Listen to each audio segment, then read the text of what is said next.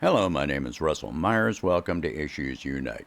So, there has been a lot of talk lately about the Ukrainian invasion of the Kursk region of Russia and the way this is being portrayed in Western media as though this is a massive uh, incursion and seizure of some huge swaths of Russian territory, and that really is not the case. I want to clarify this.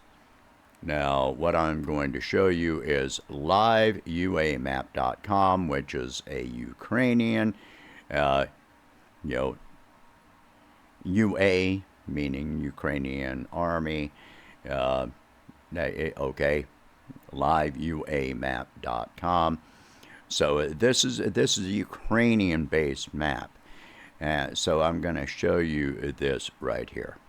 All right, so here is the map, and so let me explain the color keys here. The areas in dark pink are areas that are um, you know, solidly under Russian military control. The pink, light pink areas are areas that are primarily Russian military occupying, presence. So most of this is pretty much all Russian territory with the light pink. Uh, so. Uh, So where exactly is this occurring? So it's in here, and this is according to the Ukrainian military. The purple area that you see right here, that is the area that Ukraine is currently occupying. So as far as some massive seizure of Russian territory, let me zoom back out. All right, so all of this pink over here going over to Belarus, all up here, and we'll keep zooming out all of the rest of this over this way. Over above Kazakhstan and Estonia. All right.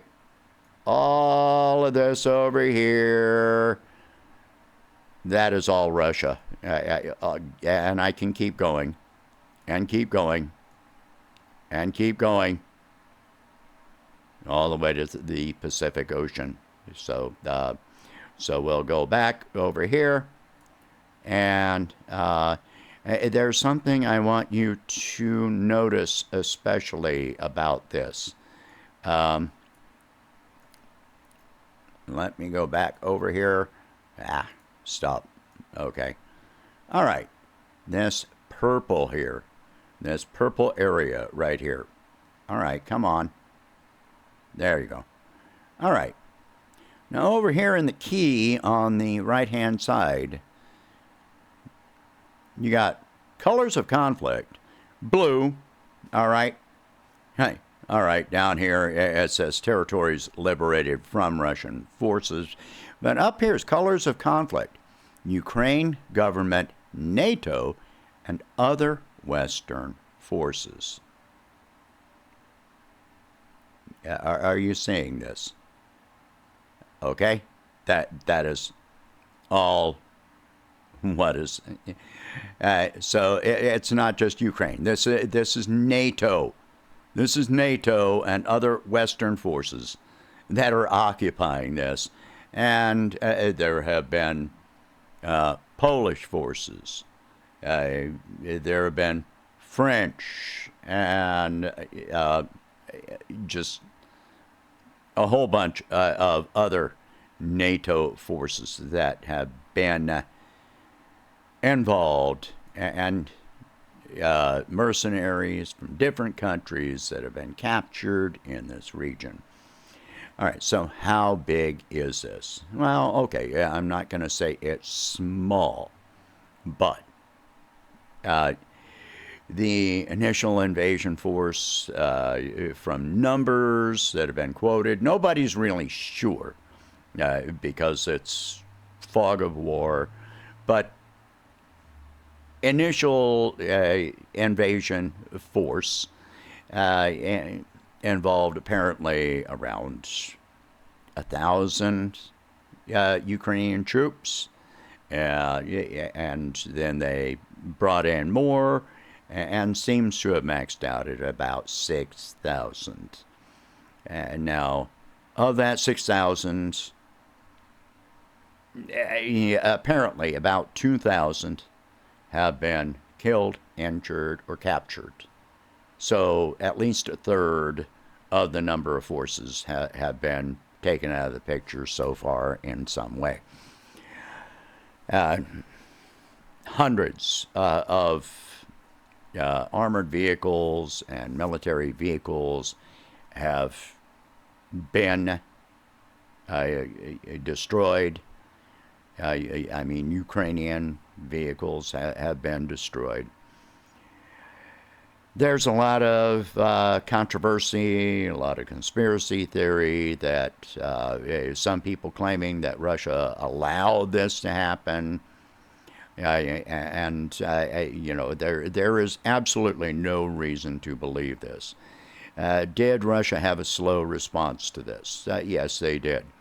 But this is actually rather understandable.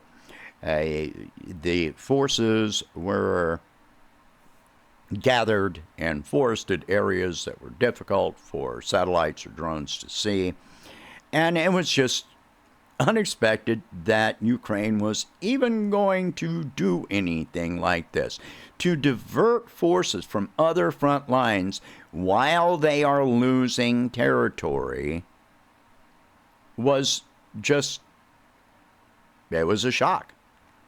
Now, this area is very remote. It was poorly guarded because of that reason, because they were not expecting this to happen. It was mostly poorly trained and equipped territorial forces and police forces that were guarding this area. Like state, from the different oblasts, from the Kursk oblast. There is something I do want to go back to this map for, which is, let me go back to this. Okay. I can't find it now. But the Kursk power plant, the Ukrainians have tried to attack the Kursk nuclear power plant and have done apparently some damage to a small part of the cooling system for that nuclear power plant. Not enough to cause a danger, but they're trying. At the same time, Ukraine is also trying to attack the Zaporozhye nuclear power plant in the southern region. So they're trying to attack two different nuclear power plants at the same time.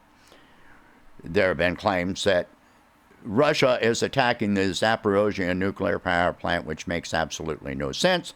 It is Russian forces, and Ukraine did cause a fire in one of the cooling towers for the Zaporozhye nuclear power plant. Well, it was Russian forces that put out the fire. It's Russian forces that are guarding the nuclear power plant. No, the IAEA, International Atomic Energy Agency, has not ascribed blame for the attacks on the Zaporozhye nuclear power plant, but just logic tells you that Russia wouldn't be doing this while their own forces are there, while their forces are keeping the IAEA inspectors safe from these attacks, feeding them, providing medical care as necessary for the inspectors. So none of that makes any sense. Anyway, so as this has gone on, the Ukrainian offensive in the Kursk region has stalled, and in some places has been pushed back. There doesn't seem to be any real point to this.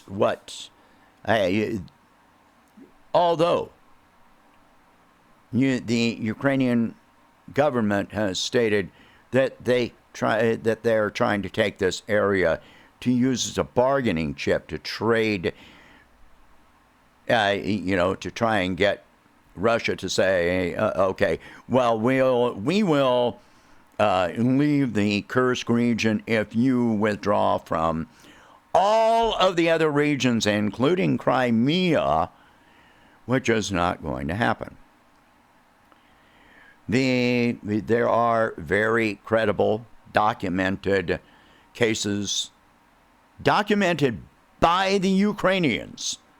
This is not Russian propaganda. This has been documented by the Ukrainian forces of them capturing and taking hostage Russian civilians. They have fired on civilian vehicles, ambulances, schools, hospitals. It makes none of this. This is nothing short of terrorism. This is attacking civilians. It is terrorism. Like it or not, you can look at it however you want, but this is terrorism. If some foreign government, some foreign military force entered your city, took your family hostage, fired on your civilian vehicle, what would you call it? You're not a combatant. You're not a member of the military. This is terrorism. So, what is the ultimate result of this incursion? The result of this incursion is that Ukraine has lost thousands of troops. They have sacrificed thousands of lives.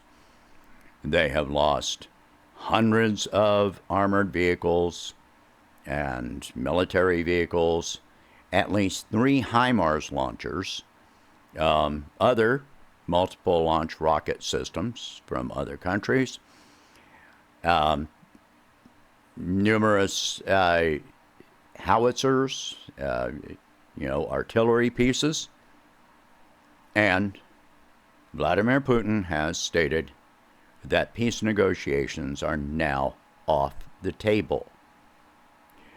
They pulled all these troops from other front lines where they could have at least held the Russian advance. They thought that Russia was going to pull troops from other front lines, which did not happen. They had plenty of reserves and Chechen fighters that have responded to this. The Wagner forces, the Chechen special forces, Akhmat special forces are involved. So all of these forces are converging from other regions that are encircling and cutting off the withdrawal route, the retreat route, so that the Ukrainian forces that are in, and mercenary forces that are in the Kursk oblast are now trapped. They're trapped. They're not going to be able to withdraw at this point. They are there permanently. The only choice to pull these troops out, the only choice that Ukraine has left themselves would be to pull more forces from other front lines,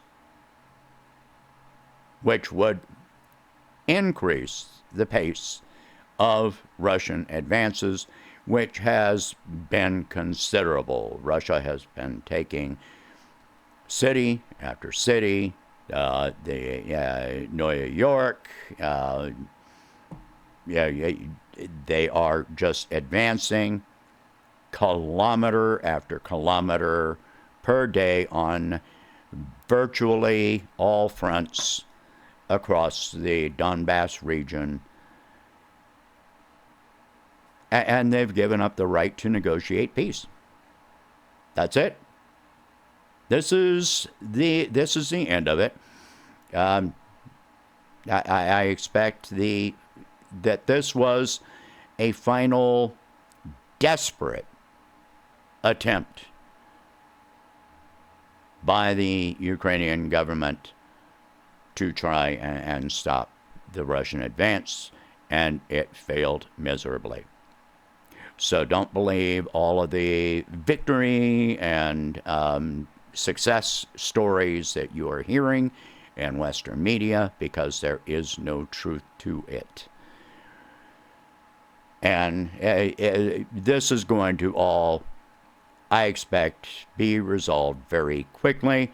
No, I don't expect Russia to just carpet bomb their own cities, especially when they don't know how many civilian hostages are being held. Russian civilian hostages are being held by the Ukrainian forces. They're going to go in. They will attack major military targets, groups of military vehicles, and so forth. But most of the Ukrainian forces are very spread out, which will make them more difficult targets, but little by little they will be dealt with in one way or another.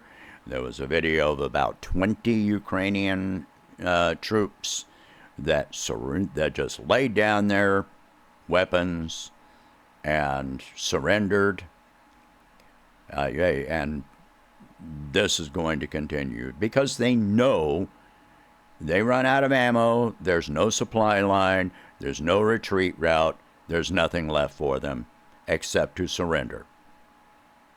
When you don't have anything left, no supply, the only supplies they've got are what they can pick up out of grocery stores in the region, and there have been videos of them raiding grocery stores as well. So they didn't bring much in the way of supplies, I guess, or they're not able to continue receiving supplies, whatever the case may be. I expect this to be resolved very quickly and very decisively. And the response, once this is over,